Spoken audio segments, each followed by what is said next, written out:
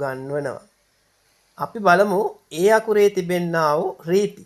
සාමාන්‍ය මේ ඉංග්‍රීසි කියවනකොට අකුරු 26ක් තිබුණාට මේකේ තියෙනවා ඒ අකුරු දෙක තුන එකට එක්කහුව වෙලා හැදෙනකොට තනි අකුරක් හැදෙන විදිය ක්‍රම තියෙනවා. ඒක තමයි රීති.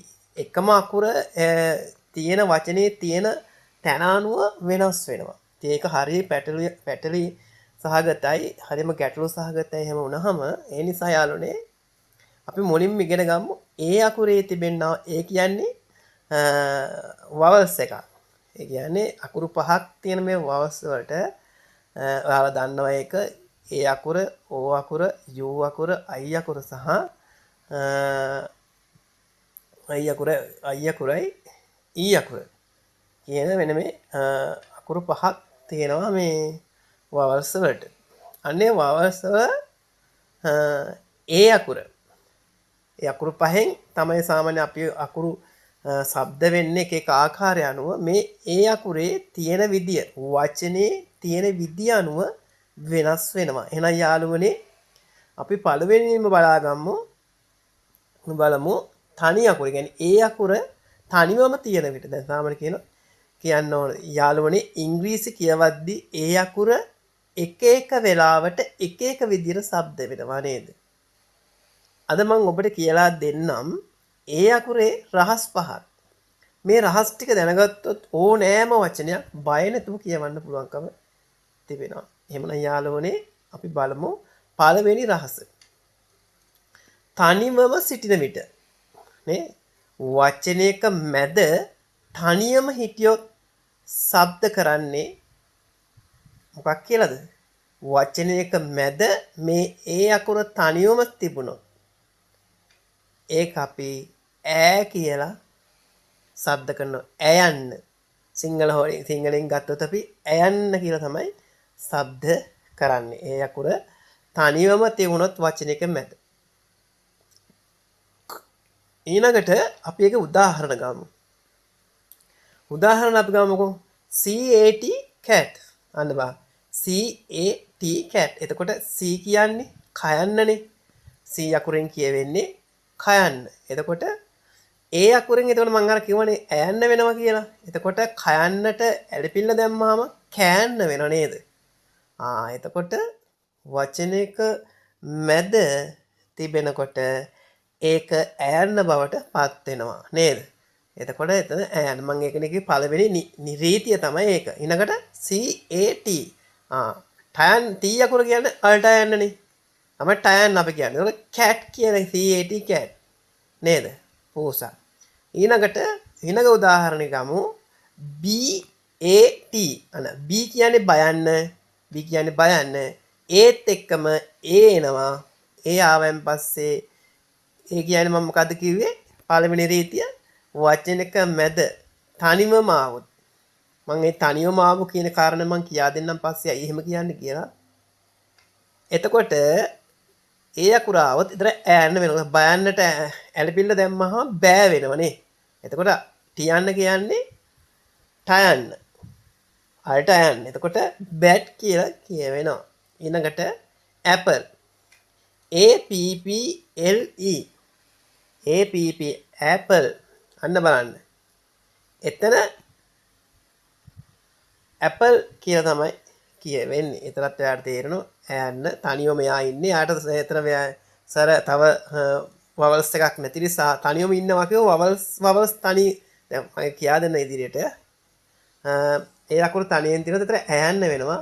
ඊළඟට P අකුරු කියන්නේ පයන්න LE ඇපල් කියලා කියවෙනවා. හරිම සරලයි. මේ රීති ටික අනිවාර්යෙන් මතක තියාගන්න. වචනයක තනිවම આવොත් ඒක අනිවාර්යෙන් එතන ඇයන්න තමයි කියවෙන්නේ. ඇයන්න කියලා තමයි ඒ අකුරට කියන්නේ. වචනයක කොහෙන් ආවත් තනියම තිබුණොත් තමයි ඇයන්න කියලා කියවෙන්නේ කියන කාරණේ. ඔන්න අපි දෙවෙනි නීතිය. දෙවෙනි රහස. වචනේ අගට ඊ අකුරක් ආවොත් ඔන්න ඔයාලා දැකලා ඇති ගොඩක් වචනවල සද්ද කරන්න බැරි වුණත් ඊ අකුරක් අග තියෙනවනේ. ඒකට අපි කියනවා සයිලන්ට් කියලා. ඒ වචනේ කියවන්නේ ඒ අකුර කියවන්නේ නෑ අපි. හේතුවක් තියෙනවා කියවන්නේ නැති හේතුවක් තියෙනවා. ඉතින් ඒ අකුර සයිලන්ට් තමයි. හැබැයි සයිලන්ට් තියුණට ඒ අගට අකුර ආවත් මැද තියෙන මේ වචනේ මැද තියෙනවා ඒ අකුරක්. හරිද? ඒ මැද ඒ අකුරට පණ ලැබිලා ඒකේ නම ඒ කියලා කියවෙනවා. අන්න දැන් මේ ඊ අකුර අගට තිබුණොත් වචනෙක ඒකෙන් අදහස් කරන්නේ ඒ වචනේ මැද ඒ අකුරක් තිබුණොත් ඒ අකුර තිබුණොත් ඒ අකුර කියවෙන වචන දැන් අපි කියන ABCD කියලා මේ අකුරු හඳුන්වා දෙනවනේ. දැන් කෝඩිය හඳුන්වන්නේ සම්පූර්ණ අන්නේ ඒ විදිහට තමයි දැන් වචනේ කියවෙන්නේ. අකුර කියවෙන්නේ කියන්නේ ඒ විදිහට. දැන් අර මං කිව්වේ ඉස්සෙල් එකේ වචනේ මැදට ආවතින් කියවෙන්නේ ඈන්නනේ. අමනේ ඒ අකුරින් කියවෙන්නේ ඈන්න. හැබැයි මෙතන වචනේ අගට ඊ අකුර ආවතින් අනිවාර්යයෙන්ම මේ ඒ අකුර මැද තියෙන ඒ අකුර බවට පරිවර්තනය වෙනවා. ඈන්න වෙන්නේ නැහැ. එතකොට ඒ අකුර කියලා තමයි අපි හඳුන්වන්නේ. ඊළඟට අපි එකකින් උදාහරණයක් ගමු. දැන් අපි කේක් කියලා හදනකොට දැන් අපි අර කලින් හදන විදිය කිව්වොතින් දැන් C කියන්නේ කයන්න. එතකොට ඒ අකුර මම අර කලින් කිව්වේ ඈන්න කියලානේ. අයන්නට ඈන්න කියන්නේ ඒ අකුරට ඈන්න කියලා තමයි කිව්වේ. හැබැයි දැන් මෙතන කේක් කියන එකට එතකොට කෑක් වෙනවනේ. C A කීයේ කෑක් වෙනව නේද? දැන් මේ කේක් කියන එකේ අගට ඊ අකුරක් තියෙනව නේද? අන්න අගට ඊ අකුරක් ආපු නිසා අර මැද තියෙන ඒ අකුර මොකද වෙන්නේ? ඒ වචනේ ඒ අකුරේ නමම කියවෙනවා. يعني ඒ කියලා කියවෙනවා. එතකොට කේක් කියලා කියවෙනවා. ඒ වගේම මේක් කියන එක මේක් කේක් මේක්. ඒකෙත් අගට ඊ අකුර ආපු නිසා මැද තියෙන ඒ අකුර මොකද වෙන්නේ? අර අපි අයන්න කිව්ව අකුර දැන් මෙතෙන්දී යන්න වෙලා තියෙනකොට මේක් කියලා කියනවා. ඊළඟ වචන GAME game. අන්න දැන් අර එහෙම ඉස්සෙල්ලා මං පළවෙනි රීතියට අනුව බැලුවොත් මේක ගෑම් වෙනවනේ නේද? මෙතන ගෑම් කියලා තමයි එන්නේ. හැබැයි අගට ඊ අකුරක් ආපු නිසා සයිලන්ට් එකක් ආපු නිසා මැද තියෙන අර කාලෙක මේ මැද තියෙන ඒ අකුර එමකයි අපි ඈන්න කිව්ව එක දැන් මේක කියවන වචනේම කියන අකුරෙන්ම කියවෙනවා. එයන්න කියනම කියවෙනවා. දැන් තේරුණාද මේ කියන කාර්ය? දැන් රීති කීයක්ද? රීති දෙකක් කියා දුන්නා. ඔන්න බලන්න. පැහැදිලි කර මේ හිමින් කිය ආයි නැවත වීඩියෝ එක බලලා නැවත බලා ගන්න. ඊළඟට තුන්වෙනි රහස. පහක් තියෙනවා කියලා මම කිව්වනේ. හොඳම යාළුවෝ දෙන්නේ. සාමාන්‍ය අපි කියනවා the whole team. يعني මේ හොඳම යාළුවෝ දෙන්නේ සම්බන්ධ වෙන. හොඳම යාළුවෝ කියන්නේ මම දැන් ඉස්සෙල්ලා කිව්වනේ වවල්ස් පහක් තියෙනවා කියලා. අන්නේ දෙන්නේ එකට එක්ක වුණොත් නේද? දැන් වවල්ස් දෙකක් එකට එක්ක වුණොත් දැන් වචනයක වවල්ස් දෙකක් එකතන තියුණොත් එතකොට යාළුවෝ දෙන්නෙක් නේ එකම වගේ. දැන් වවල්ස් පහක් තියෙන ඒ පහෙන් දෙකක් එක තියෙනවා. අපි මෙතන බලමුකෝ. දැන් මෙතන මේ තියෙනවා AI එකට ආවොත් ඒ දෙන්නෙක් එකට ආවොත් අකුරේ શબ્දය අර ඒ අකුරේ ඒ වවල්ස් දෙකේ දැන් අපි කියමු 1 2 කියලා. දැන් මුලින්ම A තියෙනවා ඊළඟට I තියෙනවා. දැන් මේ අකුරේ අකුරු දෙකේ අර අන්තිමට තියෙන I කියන එක කියවෙන්නේ නැහැ. අර එයන්න විතරක් නමේ සද්දෙන්ම කියවනට මම කලින් කිව්වා වගේ දැන් ABCD වගේ එයන්නේ සද්ද තමයි කියවෙන්නේ. අර අනිත් සද්ද කියවෙන්නේ නැහැ. I අකුර කියවෙන්නේ නැතුව තමයි වචනේ කියවන්නේ. ඒ කියන්නේ I අකුර එතකොට එතෙන්දී සයිලන්ට් වෙන. යාළුවෝ දෙන්නෙක් හිටියොත් ඒ යාළුවෝ දෙන්න කියන්නේ වවල්ස් දෙකක් තිබුණොත් මේකේ ඒ අකුර කියවෙනවා I අකුර කියවෙන්නේ නැහැ. දැන් ඔයාලා හිතන්න එපා මෙතන දැන් ඒතර I විතරයි කියලා නෑ. වවල්ස් තව තියෙන O තියෙනවා. එතකොට U තියෙනවා නේද? E තියෙනවා.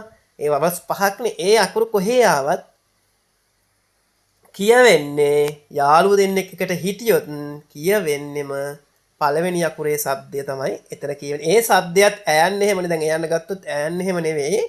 ඒ කියවෙන්නේ අර ඒ අකුර තමයි. A නම් A, B නම් B. එහෙම ඒ අකුර තමයි එතන කියවෙන්නේ. පැහැදිලි නේද? හරි මම නැවත ආයෙ කියන්නම් මුලින්දලා. එහෙනම් අපි එකෙන් බලමුකෝ වචන ටිකක් ගමුකෝ. rain කියනකොට දැන් මෙතන තියෙන R A I N පේනව නේද ඔයගොල්ලෝ? R A I N rain කියන්නේ දැන් ඔන්න බලන්න R කියන්නේ රයන්නනේ නේද? A කියන්නේ දැන් A I කියන්නේ මේ වවල්ස් දෙකක්. ඒ සහ I කියන්නේ vowels දෙකක් නේ මං කිව්වනේ කලින්. එතකොට මෙතෙන්දී අපි කියවන්නේ මොකද්ද? I අකුර කියවෙන්නේ නැහැ. පැහැදිලිද? I අකුර කියවෙන්නේ නැතුව ඒ අකුර විතරයි කියවන්නේ. එතකොට රේ දැන් ඈන්න වෙන්නේ රේ එන් මොකද අතන තියෙන්නේ වවල්ස් දෙකක් එකට ඇවිල්ලා නිසා අනිවාර්යයෙන්ම මේ ඒ අකුර විදිහටම කියනවා ඈන්නක් කියලා කියවෙන්නේ නැහැ. ඒ නිසා රෙන් කියලා කියනවා. රෙන්.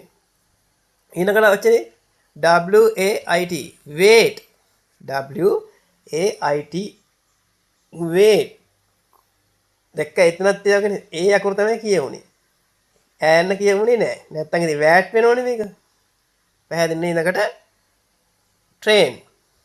train RTRAIN අන්න AIN AI කියන්නේ vowels දෙකක් ඒ නිසා ඉස්සෙල්ලා එන අකුර තමයි අපි කියන්නේ ඒක train වෙනවා තේරුණා නේද ඕක පැහැදිලි කරලා තියලා තියෙන්නේ වචනත් එක්කම තියෙනවා හොඳට ඔලුවට දාගන්න ඕන මුල වැරදුනොත් ඔක්කොම වැරදෙනවා වචනයක් කියව ගන්න බැරි වෙනවා ඊළඟට හතරවන රහස පඩි පෙර සෙල්ලම මේකට කියනවා පඩි පෙර සෙල්ලම කියලා තමයි සාමාන්‍ය කියන්නේ මේක ටිකක් මේක මේ වගේ වචන ගොඩක් අඩුවෙන් තියෙන්නේ නමුත් මේකත් නීතියක් රීතියක් තමයි අපි ඒකට කියනවා AIR එකට આવොත් AIR කියන දැන් අපි කියනවා AIR එකට આવොත් A අකුරයි I අකුරයි R අකුරයි මේ තුන එකට આવොතින් ඒක සාමාන්‍ය අපි කියවන්නේ එයා කියලා වගේ යා වගේ නිකන් යා වගේ තමයි අකුරු තුන එකට આવොත් කියවෙන්නේ. පැහැදිලි නේද? ඇදෙනවා අකුරු තුන එනවා යා වගේ නිකන් යා එයා වගේ තමයි මම ඒක සිංහලෙන් දාලා තියන්නම් ඒක ටිකක් හුරු වෙන්නත් එක්ක. අපි ඒකට උදාහරණයක් ගමු කොහොමද එහෙම කියන්නේ CH AIR නේ. දැන් CH කියන්නේ මොකද්ද? ඡායන්න නේ. ඡායන්න ඒක ඒ අකුරත් එක්ක සෙට් වුණාම මොකද වෙන්නේ? දැන් මම අර කරුවානේ I කියන්නේ vowels දෙකක් නේ. එතකොට ඒ vowels දෙකේ ඉස්සෙල්ලා අකුර තමයි අපි කියවන්නේ නේද? එතකොට අපි කියවන්න ඕනේ ඒ අකුර කියලා. ඒ අකුරට ඒ අකුර කියනම තමයි මෙතන කියවෙන්නේ. එතකොට ඡායන්නට ඒ අකුර උනා ඡේ වෙනවා නේ. නේද? ඡේ වෙනවා. ඊනකට යා. මෙන්න මේක හොඳට මතක තියාගන්න. ඒ අයිත් එක්ක R සෙට් වුණොත් කොහේ හරි කවන්නේ වචනයක ඒ අයිත් එක්ක R සෙට් වුණොතින් අනිවාර්යෙන්ම මේක යා කියලා තමයි කියවෙන්නේ. යා එයා වගේ තමයි කියවෙන්නේ. යා. එතකොට අර මං කියවනේ CHA චේ වෙනවා. යා එයා වගේ චයා වෙනවා අන්තිමට. නිතර මේ නීතියක් මතක තියාගන්න. vowels දෙක AIR එක්ක AI එක්ක R අහු වුණොත් අනිවාර්යෙන් අගට චයා කියලා තමයි කියවෙන්නේ. කියන්නේ යා කියලා වගේ වචනයක් තමයි කියවෙන්නේ. ඊළඟට hair ඒකත් එහෙමනේ HA එක්ක වුණා හේ හැදෙනවා. HA කියන්නේ හයන්න මේ ඡයන්න. එතකොට ඒකත් එක්ක ඒ අකුර සෙට් වුණාම චේ වෙනවා. මොකද අතන I අකුරක් නේ තියෙන්නේ. I අකුර ඉස්සෙල්ලා තියෙන්නේ ඒ අකුර. එතකොට පැහැදිලි ඔයාලට පැහැදිලි වෙන්න ඕන. I අකුරට ඉස්සෙල්ලා ඒ අකුරු තියෙනකොට ඒ අකුරු තමයි අපි කියවන්නේ. ඒත් නමේ ස්වරූපයෙන්ම තමයි වචනේ අපි කියවන්නේ. එතකොට චේ වෙනවා. එතකොට එයා IR සෙට් වුණාම එතෙන්ට චා වෙලා වෙනවා. heya කියලා කියවෙනවා. heya චයා නෙමෙයි sorry මේ heya කියලා මට ඉස්සෙල්ලා කියුනේ. එත් කියන්නේ හයන්න ඒකත් එක්ක ඒ අකුරු සෙට් වුණාම හේ වෙනවා නේ. ඊළඟට අර්ථ දෙකක් වුණා heya වෙනවා. දැන් පැහැදිලි නේද? අර පොඩ්ඩක් වැරදුන උඩ එක මම බැලුවේ. ඊළඟට ස්ටා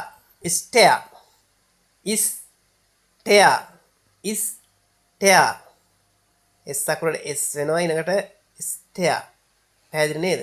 T අකුරත් එක්ක ආව එයා වෙනවා. T අකුර කියන්නේ තේ ඒකත් එක්ක ඒ වුණාම තේ වෙනවා. ස්ටේ. දැන් ඉතින් අමුතුවෙන් කියන්න දෙන්න දැන් හොඳට පැහැදිලි වෙන්න ඕන. මෙච්චර පැහැදිලි කරලා දීලා. ඊළඟට පස්වන රහස. බෝලේ සෙල්ලම. මේකට කියන අපි බෝලේ සෙල්ලම කියලා තමයි කියන්නේ. මේක රීතිය. ඒ අකුරට පස්සේ ඔන්න හොඳට මතක තියාගන්න. ඒ අකුරට පස්සේ දැන් මම අර කලින් කිව්වේ ඒ අකුරට පස්සේ vowels කියන්නේ vowels තව vowels එකක් ආවොත්නේ ඒ අකුරත් එක්ක තව වවල්ස් එකක් ආවොත්, ඒ කියන්නේ තව ඒ වගේම කෙනෙක් ආවොත් අනිවාර්යෙන් ඒ පළවෙනි තිබුණු නාම වචනේ තමයි අකුර තමයි කියන්නේ. හැබැයි මෙන්න මෙතන එක දෙයක් තියෙනවා. මේකත් ගොඩක් දුරට එනවා අඩුයි. හැබැයි මේකත් ඕන අනිවාර්යෙන් ශබ්ද කරනකොට ඒ අකුරට පස්සේ එල් අකුරු දෙකක් ආවොත්, ඒ අකුරට පස්සේ එල් අකුරු දෙකක් ආවොත් ඒක අනිවාර්යෙන් ඕ කියලා ශබ්දේ ගන්නවා. අපි කියන්නේ ඕ ඇයි මොකද කතා කරන්නේ ඕ කියලා කියන්නේ. අන්න වගේ ඕ ශබ්දය තමයි දෙන්නේ. ඕ ශබ්දය ගන්න තමයි මේ ඒත් එක්ක එල් අකුරු දෙකක් ආවොත් අනිවාර්යෙන් ඒ අකුර මොකද කියවෙන්නේ? ඒ අකුරු තුන එකට සෙට් වුණාම එතන ඔයන්නත් තමයි සිද්ධ වෙන්නේ. පැහැදිලි නේද? ඔයන්නත් තමයි සිද්ධ වෙන. අපි ඒකට උදාහරණයක් ගමුකෝ. බෝල්. B දැන් අපි බෝල් කිව්වහම සාමාන්‍ය අපි එතන එන්නේ සාමාන්‍ය ගොඩක් දුරට එන්නේ බෝල් කිව්වහම අර ඔයන්නනේ නේද? B එක්ක ඔයන්නනේ සෙට් වෙන්නේ. හැබැයි මෙතන එහෙම නෙවෙයි. මෙතන හැදෙන්නේ B A A L B B A L L ball කියලා එනවා. නැත්තම් මේක දැන් සාමාන්‍ය අපි කලින් ඉගෙන ගත්තා වගේ මෙතන ආවොත් B කියන්නේ බයන්න, A කියන්නේ ඈන්න නේද? ඈන්න එතකොට බෑ වෙනවා. එතකොට බෑල් වෙනවා. බෝල් වෙන්නේ නැහැ, බෑල් වෙනවා. දැන් පැහැදිලි නේද? එකම අකුර වුණත් තියෙන විදි අනුව, තැන අනුව වෙනස් වෙනවා කියන කාරණේ හොඳට පැහැදිලි. දැන් ඕවා දැනගන්න නැතුව හිටියොත් මොකද වෙන්නේ? වචන කියවන්න වෙන්නේ නැහැ. අන්න B A L L දැන් මං කිව්වනේ ඒ සමග L අකුරු දෙකක් ආවොත් අනිවාර්යයෙන් ඒක ඔයන්නේ සිද්ධ වෙන්නේ කියලා නේද? එතකොට මෙතන බෝල් වෙනවා. පැහැදිලි නේද? බෝල්. බෝල්. ඔයන්න කියවෙනවා. ඔයන්න කියවන එනකට අගට L අකුර නිසා L අකුරු දෙකක්නේ. ඒ L අකුරට අල්ල යන්න කියවෙනවා. බෝල්. දැන් පැහැදිලි කරගන්න. පැහැදිලි නේද? tall. T A L L tall. අන්න T කියන්නේ ටයන්න. මං කිව්වා දැන් ඒ L දෙකක් ආවොත් ඔයන්න කියනවා. L අකුරක් අකට තියෙන නිසා tall කියලා තමයි මේක කියවෙන්නේ. ඊනකට wall. W A L L wall. පැහැදිලි නේද? wall. දැන් ඔන්න මං නීති 5ක් කියා දීලා තියෙනවා. පැහැදිලි නේද? දැන් මේ පැහැදිලි ආයෙ මතක තියාගන්න. ආයෙ මම මුලට යනවා. හොඳට මතක තියාගන්න ඕනේ මේ ආයෙ මුලට යන්න දෙයක්වත් නැහැ. ඔයාලා දැන් දන්නවනේ. 아무තු දෙයක් නෙවෙයි. ඔයාලා දැන් ගොඩක් දුරට දන්නවා. මොකද්ද මේ කියන්නේ කියන කාරණය. ඒ නිසා හොඳින් මතක තියාගන්න. ඉංග්‍රීසි කියන්නේ හරිම සංකීර්ණයි. ඒ කියන්නේ ලේසි පහසු කාරණයක් නෙවෙයි. හැබැයි එකත් මුලින් ඉඳලා ගියොත් මුලින් ඉඳලා අල්ලගෙන ගියොත් අපිට ඉංග්‍රීසි කියන්නේ මහ ලොකු දෙයක් නෙවෙයි. ඒ නිසා වීඩියෝ එක නැවත බලන්න, නැවත බලන්න. බලලා හොඳට මේ අකුරු ටික පාඩම් කරගන්න. ඊළඟට මම ඊළඟ අකුර කියා දෙන්නම් මේ වීඩියෝ එකෙන් පස්සේ ඊළඟ වීඩියෝ එකේදී. එහෙනම් සියලු දෙනාටම සුබ දවසක්.